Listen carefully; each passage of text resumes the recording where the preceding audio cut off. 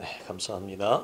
우리 하나님의 말씀 히브리서 구약 신약 성경 1장 3절 말씀. 히브리서 1장 3절 말씀.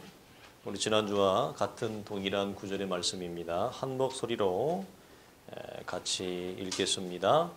354페이지 다 같이 읽습니다. 시작. 이는 하나님의 영광의 광채시요 그 본체의 형상이시라. 그의 능력의 말씀으로 만물을 붙드시며 죄를 정결하게 하시는 일을 하시고 높은 곳에 계신 지극히 크신 이의 우편에 앉으셨느니라. 아멘.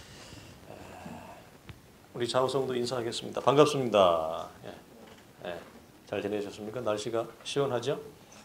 우리 친구들이 목사님 하나 더 가르쳐 줄 것은 목사님 여기서 대표 기도를 할 때 제일 중간에 모세 할아버지가 눈 뜨고 기도했다고 그래서 나도 눈 뜨고 기도할래 이러지 마세요. 나는 모세가 아니에요. 여러분은 모세가 아니에요. 가급적이면 하나님 앞에 집중하시고 목사님이 누가 눈 뜨고 있는 거 알아. 목사님 눈 감고 있는데 어떻게 알죠? 그러니까 목사님이지. 아무나 목사하는 거 아니에요. 눈 뜨고 있는 거 다 알아요. 여러분이 마음속으로 설교 들으면서 다른 생각하는 거 목사님 귀에 들려요. 안 들릴 것 같죠? 들려요. 농담이에요. 네, 목사님이 이걸 하나 교육하고 싶은 것은 뭐냐면 목사님은 아멘을 유도하는 목사님이 아니에요. 그리고 아멘을 시키는 목사님도 아니에요. 그런데 교회가 공동체가 대표성을 가진 대표 기도를 할 때 여기서 집사님들이 대표 기도를 하고 목사님이 목회 기도를 하죠. 그리고 제일 마지막에 누구의 이름으로 기도를 마쳐요? 하나님 앞에 올려요? 예수 그리스도의 이름으로 기도합니다 할 때 아멘 할 때는 공동체 전체가 거기에 같이 아멘 하는 거예요. 중간중간에 아멘 자기의 마음이 감동이 되는 것은 뭐 아멘 할 수도 있고 자기는 감동이 안 돼. 그럼 아멘을 좀 뭐 안 할 수도 있겠죠. 그러나 기도를 교회가 공식적으로 하는 대표 기도나 목회 기도자가 예수 그리스도의 이름으로 하나님 앞에 기도를 올리는 기도에서 아멘 하면 우리 어린 친구들도 뭐죠? 눈 뜨고 있었으니까 더 잘 봤잖아. 그러니까 어떻게 한다고 따라해봅시다. 시작. 아멘. 아멘 해봐요. 아멘. 이 말을 같이 화답을 하는 거예요. 나는 믿음이 좋아서 화답을 안 해. 이게 아니고 나는 속으로 믿음이 좋으니까 난 속으로 얘기해. 아니, 이건 같이 믿음이 좋고 안 좋고가 그 여부가 아니고 같이 공동체가 뭐죠? 아멘으로 화답하는 거예요. 그게 여러분 기본적인 거예요. 예배 안에서. 그래서 여러분들이 오늘 이제 목사님 마지막 설교하고 나서 또 기도하죠. 말씀 기도하죠. 그리고 예수님의 이름으로 기도합니다. 그럼 아멘 하면 어떻게 해? 여기 몇 사람밖에 기도를 안 해. 나머지는 아멘 안 해. 그게 무슨 말이야? 나랑 아무 상관없다는 얘기예요. 그 기도가. 근데 우리는 사람들의 교회로 모였잖아요. 같이 모여서 그 기도를 올리는 건 뭐죠? 나도 그 기도에 동의를 합니다. 그걸 우리가 아멘으로 표시하는 거예요. 그런 아멘은 해야 된다, 안 해야 된다? 해야 돼요. 근데 이상한 아저씨들이 와가지고 설교도 이상하게 하면서 자꾸 약장수 아저씨들이 약 팔면서 아멘 유도하는 그런 거에는 아멘 안 해도 돼. 그러나 공동체가 하나님 앞에 공식적으로 올리는 기도에서는 뭐 해야 된다? 아멘 하세요. 그게 기본적인 겁니다. 자, 우리가 히브리서 1장 3절 우리 지난주에 설교의 제목이 뭐였어요?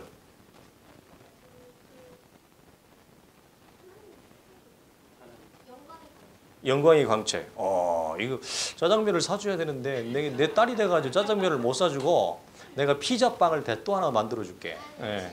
질렸어. 이제 일주일에 3번을 만들어줬더니 너무 애가 질려버렸네.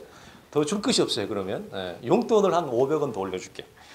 자, 지난주 설교의 제목은 영광의 광채라고 하는 부분이었습니다. 오늘은 그 뒤에 보면 그 본체의 형상이라고 하는 부분이 나옵니다. 오늘은 이 부분을 나누겠는데 원리적으로는 예수 그리스도는 하나님의 영광의 광채요 동시에 그 본체의 그 본체라 즉 그 하나님의 본체의 형상이라고 하는 것은 원리적 접근은 같아요. 그러나 우리가 이 부분을 또 한번 우리가 나눠보는 것은 우리 결코 큰 신앙적인 유익이 있을 줄로 압니다.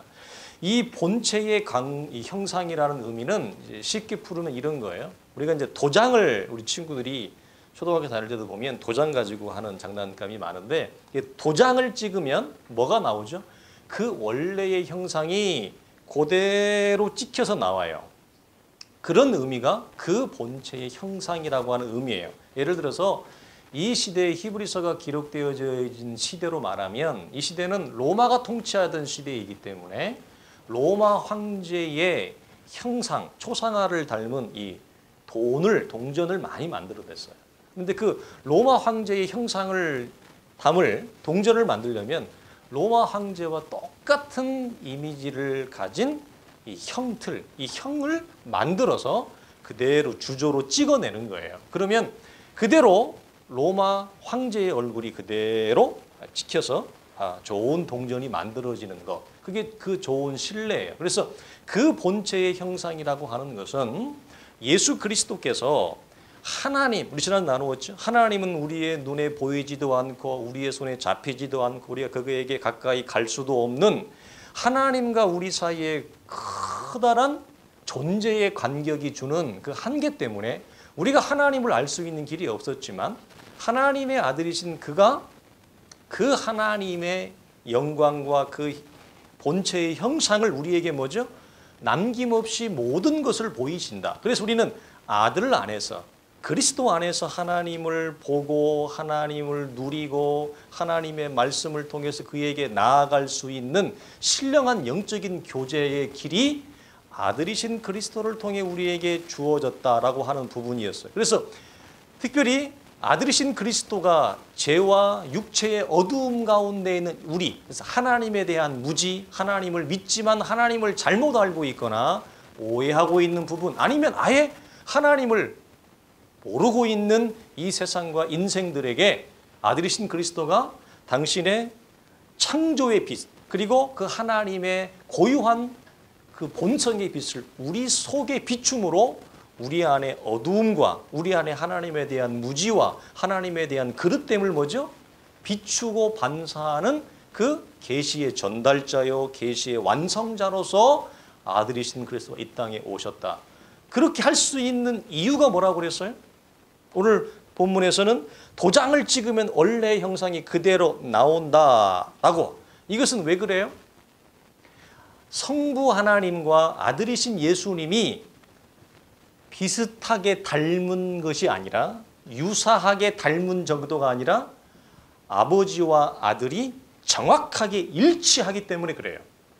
우리는 예수님과 하나님이 우리가 이 땅에서 볼 때 아들과 아버지가 서로 닮았다는 표현을 해요. 그래서 그 아들을 보면 그 부모를 보고 그 부모 속에서 그 아들을 봐요.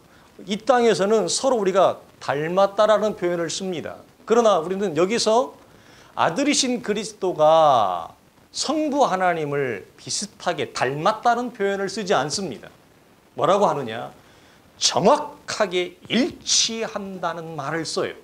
비슷하게 닮은 것과 정확한 일치는 간격이 있어요. 그래서 성부 하나님과 아들이신 그리스도는 그 본성상 하나요, 동일하고 정확하게 일치하기 때문에 아들이신 그리스도만이 유일하게 그 하나님의 영광의 광채와 그 본체의 형상을 뭐죠? 우리 속에 소개하고 계시하고 전달할 수 있는 자로 서 있다라고 하는 부분은, 이 부분이 바로 성부 하나님과 아들이신 그리스도의 영원하면서도 독특한 관계성이라고 하는 것을 히브리서 저자는 우리에게 보여주고 있는 거예요. 그래서 우리가 어떻게 하나님을 알 수 있습니까? 어떻게 하나님을 믿을 수 있습니까? 어떻게 하나님을 볼 수 있습니까? 라고 하는 일반적인 모든 질문의 종결은 어디에 있어요? 이 땅의 역사 속에 실제하러 오신 예수 그리스도, 그의 사역과 그의 가르침과 그의 전 생애를 통해서, 그리고 그가 남긴 기록된 계시의 말씀 안에서 뭐죠? 하나님을 보고 누리고 하나님 앞에 나아가고 하나님을 믿게 되어지는 모든 종결의 답이 뭐죠? 아들 안에서만이 가능하다. 이걸 히브리서 저자가 얘기하는 거예요. 그래서 우리가 아들이신 그리스도 외에 다른 경로를 통해서 하나님께 나아가려고 하는 교회 역사를 보면 시도들이 있어요. 그런 시도들은 뭐죠? 성경이 정당한 하나님의 자녀들이 갖는 신앙적 접근이 아니라고 성경이 얘기하는 겁니다. 우리가 이걸 어떻게 해야 돼요? 구별해야 된다라고 하는 부분이에요. 그래서 사도 바울은 이 아들이신 그리스도를 뭐라고 표현하느냐? 골로새서 1장 15절에 그는 보이지 아니하는 하나님의 뭐라고요? 형상이다 그래요. 비스무리하게 닮은 게 아니에요. 정확하게 일치해요.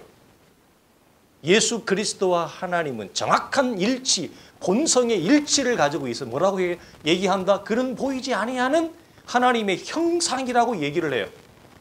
사도 요한은 요한복음 10장 30절에 나와 아버지는 이런 차원에서 뭐라고 하느냐? 하나이다. 하나 이렇게 말해요. 요한복음 10장 38절에도 이렇게 말씀합니다. 아버지께서 내 안에 계시고 내가 아버지 안에 있음을 깨달아라. 무슨 말이에요? 서로 비슷한 존재로 있는 게 아니라 동일한 존재로 있다. 하나된 존재로 있다. 이것을 우리에게 말합니다. 이처럼 예수님만이 보이지 아니하는 하나님을 우리에게 정확하게 전달해주고 볼 수 있어요. 그래서 특별히 아직 우리 가운데 교회적인 역사, 교회 안에 우리가 들어와서 신앙생활을 시작한 지 얼마 안 된 친구들이 있고 우리 어린 친구들이 있어요. 우리가 어떻게 하나님을 목사님 만날 수 있고 어떻게 볼 수 있고 어떻게 믿을 수 있습니까?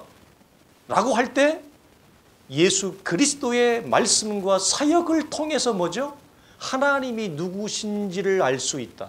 이 유일한 하나님의 계시의 방법을 우리가 놔두고 다른 방법을 동원해서는 안 되는 것을 우리 친구들이 기억하면 좋겠어요. 자, 이 부분에서 예수님은 하나님의 영광의 광채요. 그 본체의 형상이라고 하는 부분이 저는 개인적으로 이 표현이 참 멋있어요. 저는 개인적으로. 너무 아름다워요. 이 표현이. 너무 아름답고 너무 좋아요. 그런데 이 말씀과 이 표현과 내용을 듣는 사람들 중에 어떤 분들은 어떤 성도들은 이럴 수 있어요.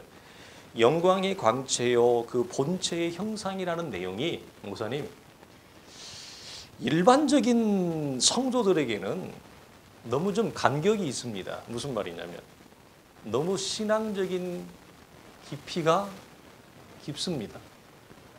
너무 높습니다. 일반적인 성도들이 일반적인 신앙생활을 하는데 굳이 이런 내용이 우리 속에 꼭 가지고 있어야 됩니까? 이런 걸 우리가 꼭 알아야 됩니까? 라고 하는 생각을 할 수도 있어요. 저도 목회를 하다 보면 그런 질문을 받을 때가 있을까요? 없을까요? 있어요. 목사님, 실제로 그런 분들이 많아요. 적지 않아요. 목사님, 이런 내용이 예수 믿고 우리가 하나님의 자녀가 되었고 구원을 받았으면 됐지. 이런 내용을 굳이 이렇게 우리가 찾아보고 이런 내용을 우리가 알아야 됩니까? 라고 하는 질문을 하는 분들이 있을까요? 없을까 할 때 있습니다. 왜 그러냐면 나에게 필요한 것은 지금 현실적인 부족과 결핍이 채워지는 것이 나에게 훨씬 중요하다는 거예요. 이것이 이 영광의 광채요 그 본체의 형상이라고 하는 이런 내용들이 일반적인 신앙생활을 하는 우리들에게 굳이 이런 내용이 필요합니까? 이런 생각을 하는 분들이 있단 말이에요. 여러분은 어떻게 생각하세요? 어떻게 생각하세요? 여러분, 우리가 꼭 기억하실 것은 이 갈등과 유혹이 있어요. 이 갈등과 유혹은 우리 안에 끊임없이 일어납니다.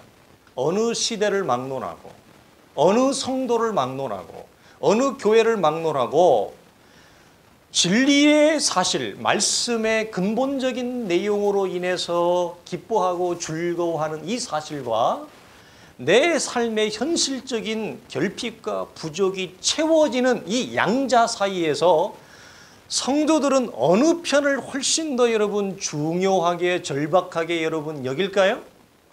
대부분의 성도들이 어쩌면 후자, 내 현실적인 필요가 채워지는 것이 훨씬 그들에게는 뭐죠? 주된 관심사로 와요. 그런데 여러분, 이런 갈등과 유혹은, 이런 도전은 어느 시대, 어느 교회, 어느 성도에게나 찾아와요. 특별히 기독교가 기독교적인 본질과 기독교적인 내용에서 벗어나고 멀어질 때 사람들은 예수 그리스도를 통해서 아들의 말씀 안에서 하나님을 알아가는 기쁨과 감격과 즐거움보다 무엇을 훨씬 자신의 삶에 여러분 중요하다고 여길까요? 내 삶의 현실적인 것이 채워지고 해결되어지는 것. 이것을 뭐라고 그들은 여길까요? 이것을 복음이라고 여겨요. 이 도전과 자극과 유혹은 여러분 항상 있어요. 그러나 주 안에서 여러분 부르심을 받은 믿음의 지체들이요, 이걸 항상 여러분들은 뭐죠? 말씀 안에서 분별할 줄 알아야 돼요. 인본주의가 팽만하고 기독교의 본질이 넘어질 때, 기독교가 멀어질 때 사람들에게 기독교는 뭐죠? 예수 그리스도의 이름을 통해서 내 현실적인 것이 채워지고 만족되어지는 것이 복음이다, 기독교이다라고 어쩌면 교회도 그것을 설파하고 사람들은 그것을 어떻게 해요? 맞습니다라고 받아들인다는 거예요. 그러나 성경은 그렇지 않습니다. 이 부분을 우리가 잘 정리했으면 좋겠어요. 여러분, 말씀을 붙들고 말씀으로 인하여 기뻐하고 즐거워하는 이 사실, 그리고 현실적인 부족과 결핍, 이 결핍 사이에서 여러분 이 갈등과 극복을 여러분 이길 수 있는 게 뭘까요? 이길 수 있는 게 뭘까요? 전자일까요? 후자일까요? 자, 이런 거예요. 여러분, 이 갈등과 충돌을 극복할 수 있는 것이 우선 당장 내게 필요한 것, 내가 원하는 것이 여러분 채워질 때일까요? 아니면 우리의 영혼이 하나님의 영광으로 여러분 충만하고 그 영광의 광채와 형상 안에서 살아있는 하나님의 충만한 교제 속으로 여러분 들어갈 때일까요? 답을 하지 않겠습니다. 답변을 하지 않겠습니다.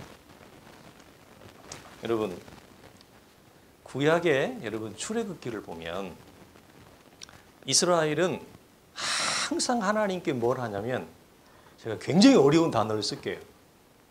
컴플레인을 해요. 굉장히 어려운 단어죠. 항상 하나님 앞에 불평을 해요. 근데 그 불평을 하는 것이 노예에 있을 때에도 마찬가지고 출애굽을 하고 난 직후부터 이스라엘은 입을 열고 나서 뭘 하죠? 하나님, 뭐가 없습니다. 물이 없습니다. 하나님, 그럼 하나님 물을 줍니다. 그들이 또 뭐라고 얘기해? 하나님, 빵이 없습니다. 응? 하은아, 왜 아빠는 피자를 안 사주는 거야? 왜 아빠는 BBQ를 안 사주는 거야? 우리 하음이는 아빠 왜 에버랜드를 안 가는 거야? 이번 여름 휴가 때는 에버랜드에 일주일간 살자고. 예? 물이 없다고 그러면 하나님이 마라의 쓴물을 단물로 바꿔줘요. 또 가다가 물 없다고 하면 하나님 반석에서 물을 내줘요. 근데 물만 먹고 안 되죠. 배고프다는 거예요. 빵이 없대요. 하나님이 빵 줘요. 이 빵을 먹으니까 또 뭐가 또 고파요? 이 또 이 천지연에 가가지고 또 소 불고기를 먹어야 되는데 고기가 땡기는데 고기가 어디서 없어? 하나님, 고기가 없습니다. 하나님이 고기를 줘요, 안 줘요? 줘요. 어느 정도로? 입에서 고기 냄새가 날 정도로, 식물이 나서 더 이상 먹지 않을 정도로 하나님이 먹을 걸 줘요. 자, 가나안 땅에 들어갔는데 뭐가 없어요? 살 집이 없네. 집이 없어요. 하나님이 뭘 줘요? 가나안 땅에 가서 이스라엘 12지파를 나눠서 땅 분배를 해서 땅을 줍니다. 땅 없어요? 땅 줘요. 집 없어요? 집 줘요. 자, 하나님이 다 줘요, 안 줘요? 다 줘요. 다 줬죠? 그럼 하나님이 좋아요, 안 좋아요? 좋으신 분이 안 좋으신 분이에요? 대답을 해봐요. 불평하는데 하나님이 다 줬어요. 다. 그러면 여러분 봅시다. 먹을 거죠, 입을 거죠. 덥다 그러면 하나님이 에어컨 틀어줘. 그때 에어컨이 어떻게? 하나님이 에어컨 틀어줘. 춥다 그러면 히터 틀어줘. 에? 운동화 새로 사야 돼, 안 사야 돼? 또 은규는 에? 운동화가 없다 그러는데 하나님이 운동화를 사주는데 운동화가 의복이 헤어지지 않아. 신기하게 하나님이 다 줬어요. 집, 땅 다 줬어요. 자, 이러면 하나님이 얼마나 좋냐고요. 그러면 이렇게 좋으신 하나님이 이렇게 하나님 앞에 불평거리고 투덜 뭐해서 현실적인 부족과 결핍으로 인해서 하나님 앞에 불평했던 그들에게 하나님이 다 줬어요. 너무너무 좋으신 하나님이죠. 자, 그러면 이스라엘이 가져야 되는, 이스라엘이 당연히 정당하게 해야 될 몫은 뭘까요? 그 하나님을 기뻐하는 거예요. 그 하나님을 즐거워하는 거예요. 그 하나님을 사랑하는 거예요. 그래서 한마디로 얘기하면 신앙생활을 아주 멋지게 예수 믿는 사람들에게 잘 해야 돼요. 자, 결론적으로 물읍시다. 구약의 이스라엘이 하나님으로부터 구원의 역사 이후에 그들의 필요한 걸 하나님이 다 공급해 줬습니다. 자, 그래서 그들이 예수를 잘 믿었나요? 그들이 신앙생활을 잘 했나요? 라고 할 때 우리는 그렇게 대답하지 못합니다. 이 질문이 뭐였죠? 현실적인 부족과 갈핍과 하나님을 즐거워하는 것 사이에 이 양자의 도전과 충돌과 유혹은 어느 때나 공존해요.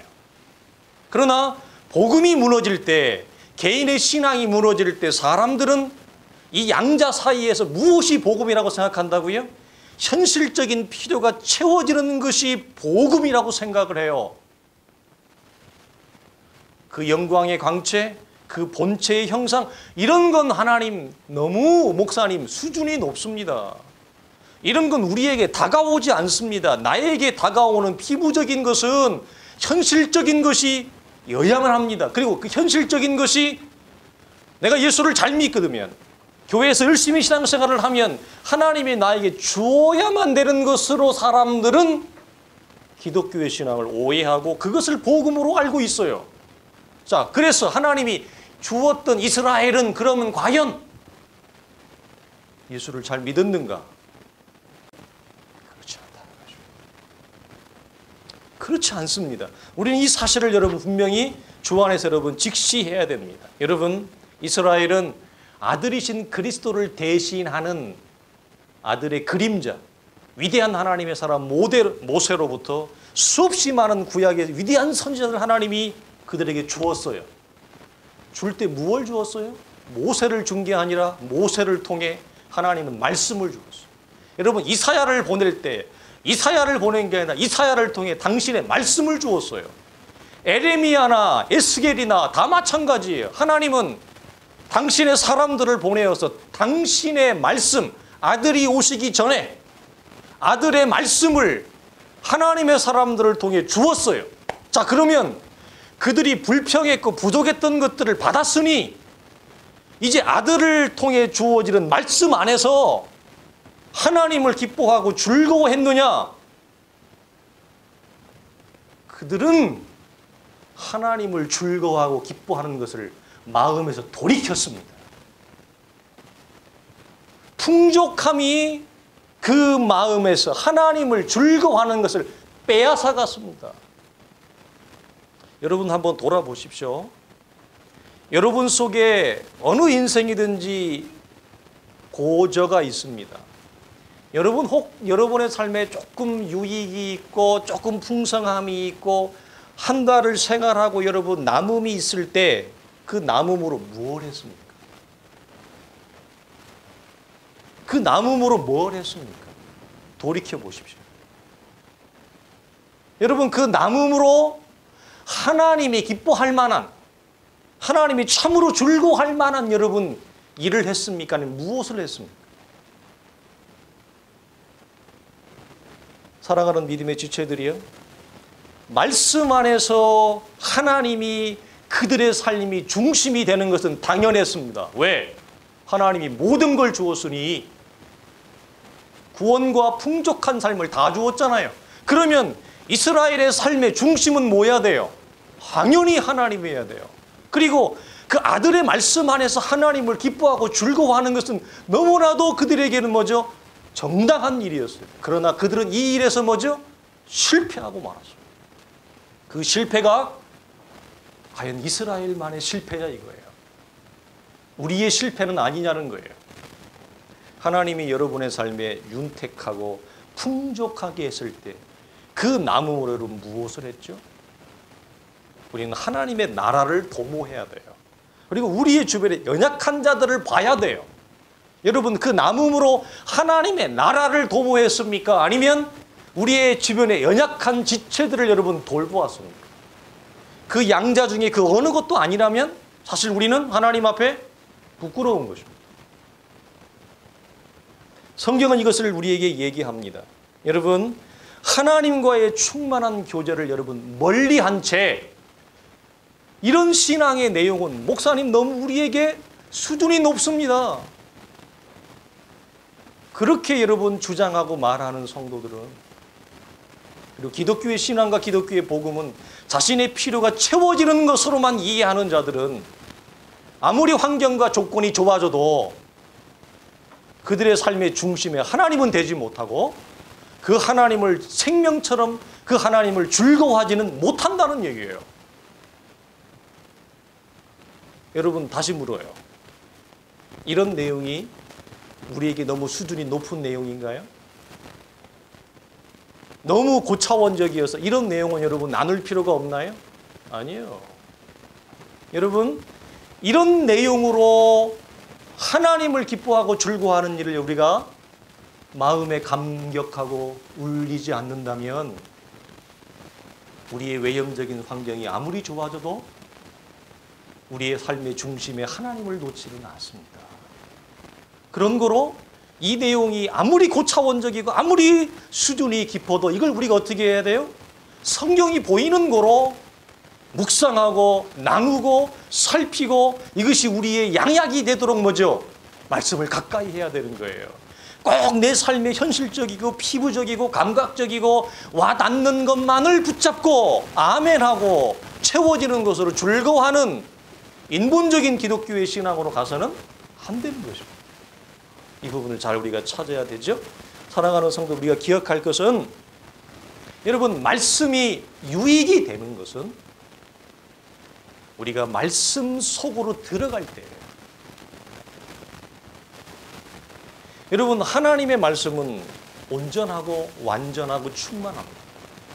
하나님의 말씀은 결점이 없습니다. 그러나 온전하고 완전하고 결점이 없는 하나님의 말씀이 할지라도 그 말씀이 우리에게 유익이 되려는 것은, 유익이 되는 것은 우리가 하나님의 말씀을 가까이 하고 말씀 속으로 들어갈 때이지, 말씀을 가까이 하지 아니하고 아들 안에서 하나님을 즐거워하지 않는다면 말씀은 우리에게 아무런 유익이 없는 것입니다. 예전에 우리 가운데 어떤 집사님뿐만 아니라 어떤 집사님들이 저한테 이런 걸 물어본 적이 있어요. 제가 그때 이 얘기를 했어요. 이런 차원이에요. 뭐냐면 목사님 가르치는 내용이, 목회자의 가르치는 내용이 참 수준이 높습니다. 참 좋은 내용입니다. 라고 할 때 왜 그런데 그들이 교회 안에서 성도들에게 그렇게 보여질까요? 그렇게 대할까요? 제가 그런 질문을 적지 않게 들었어요. 여러분 설교는 잘 할 수 있습니다. 잘 가르칠 수도 있습니다. 왜? 똑똑하게. 이성적으로 똑똑하면 얼마든지 이성적인 수집을 통해서, 이성적 정리를 통해서 이성적 전달을 잘 할 수 있습니다. 학원처럼.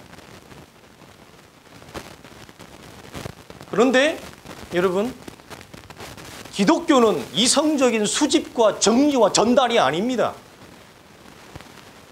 좋은 책들을 많이 볼 수 있습니다. 그래서 좋은 책에서 좋은 내용을 가져올 수 있습니다. 그러나 그것은 우리의 영혼에 유익함이 되어지는 부분에 있어서 큰 결점을 가지고 있는데, 그 결점이 뭐예요? 개인의 신앙의 인격과 성장과 자람에 있어서 큰 결점을 가지고 있어요. 왜 그런지 아세요? 그것은 하나님의 말씀이 아니에요. 무슨 말이냐? 하나님의 말씀 자체가 아니고 기독교적인 신앙적인 정보와 지식을 나열한 책들만을 통해서 기독교를 접하는 것은 들으면 맞아요. 옳은 말이에요. 그러나 그것이 개인의 신앙의 인격의 유익으로 가지는 않아요.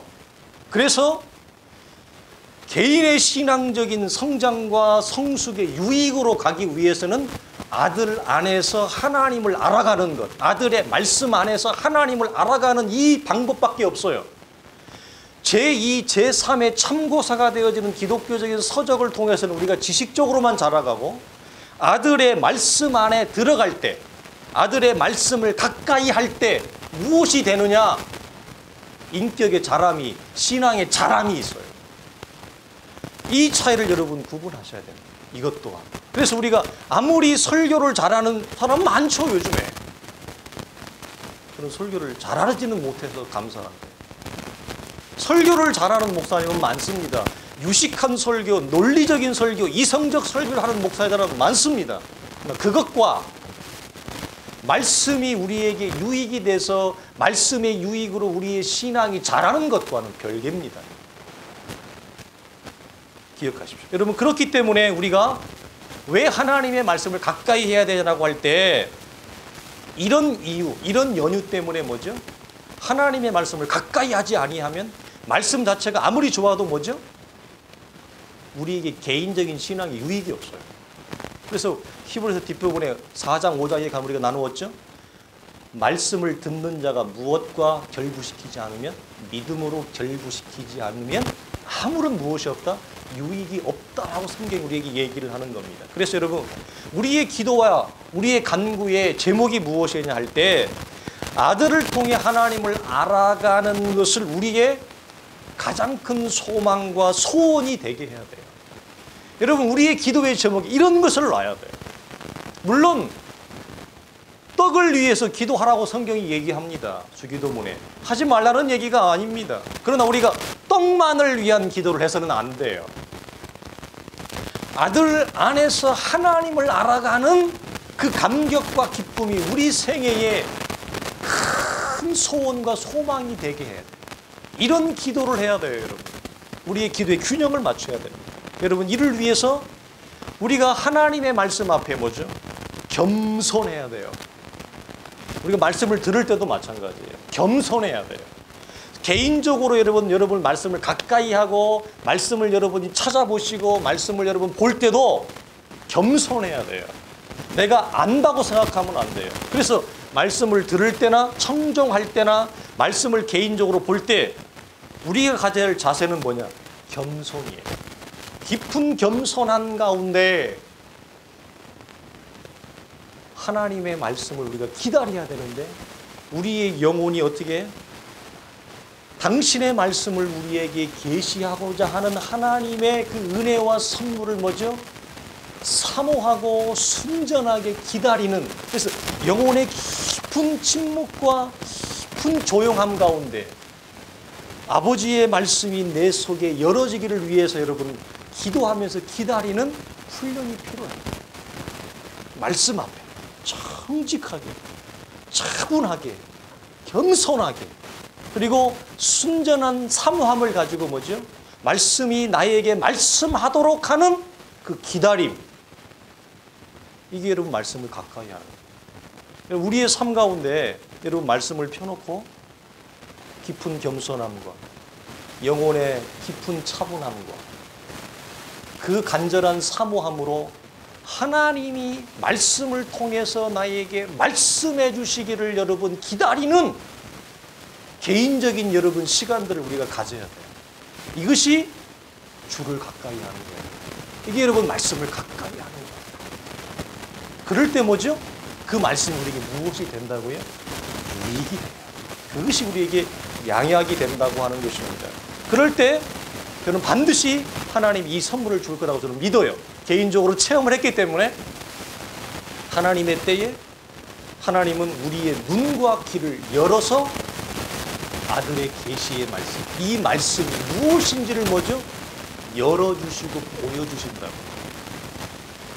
그런데 우리의 신앙의 각도와 방향성이 틀어지면 이런 기도와 하나님의 말씀을 받아 기다리는 이런 작업은 우리 속에 없어요. 예수를 동일하게 믿지만, 기도를 하지만 우리의 기도의 제목 속에 이런 것은 없어요. 무엇만 있을까요? 하나님, 물이 없습니다. 하나님, 빵이 없습니다. 하나님, 고기가 없습니다. 하나님, 집이 없습니다. 하나님, 땅이 없습니다. 그것을 채워달라고 하는 기도의 외침밖에 없는 거예요. 그건 여러분, 우리가 이스라엘이 했던 실수를 똑같이 뭐 하는 거예요? 반복하는 거예요. 계속 하나님 앞에 불평하는 거예요. 이런 신앙생활이 아니라 우리의 기도 속에 아들의 계시의 말씀이 우리 속에 열어지기를 위해서 순전함과 영혼의 겸허함을 가지고 그 말씀 앞에 우리가 뭐죠? 기다리는 기다림은 없어요. 우리가 이 양자를 잘 헤아릴 수 있기를 주의 이름으로 원하는 것입니다.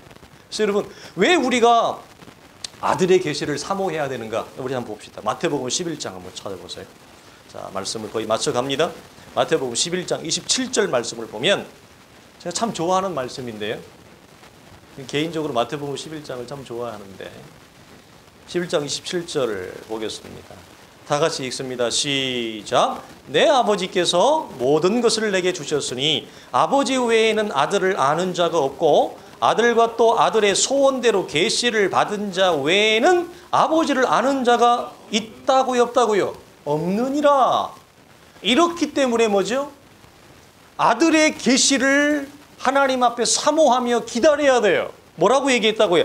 아들의 소원대로 계시를 받은 자 외에는 아들 안에서, 말씀 안에서 하나님이 누구신지를 알 방법이 없어요. 예수를 믿지만 하나님의 은혜로 구원을 받았다 할지라도 아들의 소원대로 말씀이 열어지는 계시의 은혜가 주어지지 않으면 그 사람에게 복음은 뭐예요? 예수의 이름으로 빵이 주어지는 게 평생 그 사람은 복음인 거예요. 그 사람에게 복음은요, 고깃덩어리인 거예요. 현실적인 필요가 채워지는 것만이 그 사람에게는 기독교 복음인 거예요. 그 사람에게는 하나님의 나라가 없어요. 예수를 믿지만. 그 사람에게는 가난한 자가 안 보여요. 예수를 믿지만. 왜 여러분 만나와 메추라기가 하나님이 하늘로부터 이스라엘에게 주면서 유통기한이 얼마나 짧은지 왜 유통기한을 그렇게 짧게 줘요, 하나님이? 욕심내서 많이 가져가지 말거라. 내일 먹을 거 하나님이 내일 준다. 오늘 먹는데 어떤 사람은 욕심이 많아요. 많이 가져가는 거예요. 성경이 뭐라고 그래요? 한쪽에 비축해 두었다가 나중에 지가 먹으려고 하는데 다 썩어버리는 거예요. 못 먹어요, 먹고 싶어도. 여러분, 우리에게 기독교가 뭐예요? 우리에게 복음이 뭐예요? 이 선을 넘지 못하면 평생을 하나님 앞에 불평하며 투정하며 원망하며 현실적인 것을 채워달라고 하나님 앞에 아우성치는 인본적인 기독교로 전락을 해버립니다. 사랑하는 지체들이요, 하나님은 좋으신 분이어서 주신다고요. 이스라엘이 그렇게 하나님 앞에 때를 썼는데 하나님은 줬어요, 안 줬어요? 주었어요. 이스라엘의 실력 때문에 준 것이 아니라 하나님의 크신 사랑 때문에 받은 거예요. 이 사실을 여러분 항상 주 앞에 갈 때까지 여러분 뼛속에, 여러분 골수 속에 잊어버리지 마십시오. 제가 항상 그러죠. 목회를 하면서 경험하는 목회적인 감탄 가운데 하나가 뭔지 성도들을 보면서, 그건 나도 마찬가지고요, 우리의 실력보다 훨씬 복되게 주시는 주님. 내가 받고 누릴 것보다, 내 실력보다 하나님은 훨씬 많이 우리를 주셔요. 그런데 그걸 주실 때, 받을 때 이 무지한 인생이 지가 잘나서 그러는지 아는 거예요. 지가 똑똑하고 지가 실력이 있어서 이렇게 내가 크고 성공하고 높아지고 잘났다고 생각을 해요. 그렇지 않습니다. 우리의 실력 때문이 아니라 하나님의 크신 사랑 때문에 뭐죠? 하나님이 주시는 거예요. 이게 우리에게 하나님 뭘 가져와요? 겸손함을 가져오는 거예요. 이걸 잃어버리면 고개를 빳빳이 돌죠. 나보다 똑똑한 사람이 없는 것 같고 나보다 잘난 사람이 없는 것 같고 나보다 어리석게 보이고 나보다 밑에 있는 것 같고 에? 우리 애들 하는 말로 바보 같고 애들 말로 다 바보 같고 자기만 똑똑한 것 같고 그런가요? 같은 예수를 믿지만 그 사람의 신앙은 우리가 어디 한 끝 어느 한 구석 본받을 데가 없습니다. 여러분 어떤 기독교인 어떤 여러분 예수 믿는 사람이 되어야 되겠습니까?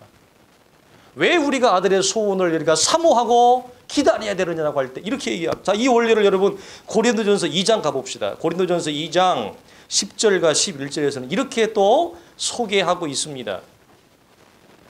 고린도전서 2장을 가보세요. 같이 읽습니다. 고호전 2장 10절로 11절 시작. 오직 하나님이 성령으로 이것을 우리에게 보이셨으니 성령은 모든 것 곧 하나님의 깊은 것까지도 통달하시느니라. 사람의 일을 사람 속에 있는 영 외에 누가 알리요? 이와 같이 하나님의 일도 하나님의 영 외에는 알지 못하느니라. 아멘. 자, 여러분 여기서는 뭐라고 얘기해요?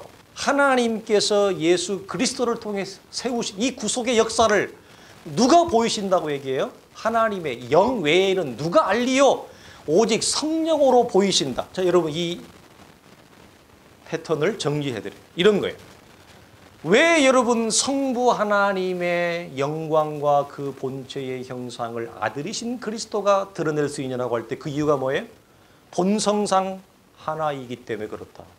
동일하시기 때문에 그렇다. 그렇다면 하나님께서 아들을 통해 세우신 구속의 위대한 역사와 사역을 누구만이 보이신다? 오직 성령 하나님, 진리의 영, 하나님의 영, 그리스도의 영만이 이걸 보이신다라고 할 때 왜 성령이 보이시느냐? 성령도 동일한 하나님의 본체요, 본성이요, 똑같은 일치를 가지고 있기 때문에 그렇다. 이걸 우리의 선배들은 이렇게 정리했어요. 자, 성부 하나님의 본체의 형상과 영광은 오직 아들이신 예수님을 통해서만 우리에게 보이시고 또 예수 그리스도께서 이루신 하나님의 구속 사역은 오직 성령 하나님만이 우리에게 알게 하시고 보이실 수 있다. 그 이유는 뭐죠? 동일하신 하나님이시기 때문에 그렇다. 비슷하고 닮은 게 아니라 동일하다. 자, 사도 바울을 이 에베소서 봅시다. 에베소서 1장 17절 말씀.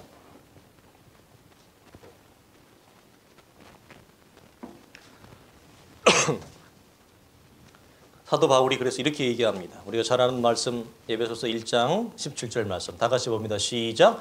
우리 주 예수 그리스도의 하나님 영광의 아버지께서 지혜와 계시의 영을 너에게 주사 하나님을 알게 하시고 아멘. 자, 여기에서 나오는 여러분 지혜와 계시의 영이라고 표현을 하는데 이 영이 어떤 영일까요? 금방 우리가 나누었던 성령 하나님을 가리킵니다. 그래서 오직 성령 하나님의 지혜와 계시의 영을 통해서 아들이 이루신 구속의 위대한 사역을 우리에게 보이신다는 거예요. 우리의 간구와 기도의 중요한 내용으로 삼아야 될 것이 무엇이라고요? 아들의 계시를 소원하고 성령의 지혜와 계시를 하나님 앞에 뭐죠? 간구해서 아들 안에서 하나님의 영 안에서 하나님을 알아가는 지혜의 충만함, 진리의 충만함, 말씀의 충만함, 그것이 우리에게 기쁨과 즐거움이 되는 것. 이게 우리의 기도의 제목과 소원이 돼야 되고 예수 믿는 우리에게 뭐죠? 중요한 간구해야 돼요. 이럴 때 무엇을 극복할 수 있다고요? 현실적인 부족과 결핍을 이것이 주는 유혹을 뛰어넘을 수 있어요. 아들 안에서 하나님의 영 안에서 하나님의 진리를 알아가는 이 교제의 충만함, 살아계신 하나님과 이 관계 속으로 들어가는 일 외에는 이게 우리 속에 연약하면 우리가 나오는 건 뭘까요? 뻔한 것입니다. 이 차원을 우리 믿음의 지체들이 꼭 정리해서 우리의 중심으로 둬야 될 것이 무엇인지 우리가 기억했으면 좋겠어요. 우리 마지막으로 잠언 8장 17절 말씀 다 같이 읽으면서 설교를 마쳐보자 합니다. 우리에게 필요한 것이 무엇인가라고 할 때 성도에게 필요한 것은 무엇인가? 우리의 기도의 제목으로 삼아야 될 거 잠언 8장 17절 말씀 성경은 우리에게 약속하고 있어요. 여러분 이것을 소망하고 사모하고 주 앞에 간구하면 성경은 반드시 뭐예요? 약속하세요. 그걸 우리에게 주십니다. 자 봅시다. 잠언 8장 17절 말씀 다 같이 읽습니다. 시작. 나를 사랑하는 자들이 나의 사랑을 입으며 나를 간절히 찾는 자가 뭐죠? 나를 만날 것이다. 아멘. 우리의 삶에 여러분 하나님을 향한 간절함과 하나님을 향한 여러분 소망이 우리의 삶의 기도의 제목이 될 때 하나님은 당신의 때에 뭐죠? 반드시 우리를 만나주시고 우리를 찾아주시는 거예요. 우리가 복음이란 무엇인가 할 때로 첫 번째 나누었던 게 뭐라고 그랬어요? 복음은 하나님의 뭐라고 그랬어요? 계시이다. 그 말이 무슨 말이에요? 우리가 하나님을 찾아가는 것이 아니라 하나님이 우리를 찾아오는 거예요. 그게 하나님의 계시예요. 우리가 하나님을 사모하고 하나님을 간절히 찾으면 복음은 하나님의 계시이기 때문에 우리의 기도와 간구에 하나님은 반드시 응답하셔서 뭐죠? 우리 속에 찾아오신다. 이걸 우리의 기도의 제목으로 삼고 하나님 안에서 충만한 교제 속으로 들어가기를 주의 이름으로 간절히 축원합니다. 기도하겠습니다. 하나님 아버지 감사합니다. 우리가 예수를 하나님의 은혜 가운데 알게 되어지고 믿게 되어졌지만 이 땅을 걸어가는 인생의 연약함이 하나님 우리에게 자꾸 혼동을 주고 우리를 유혹합니다.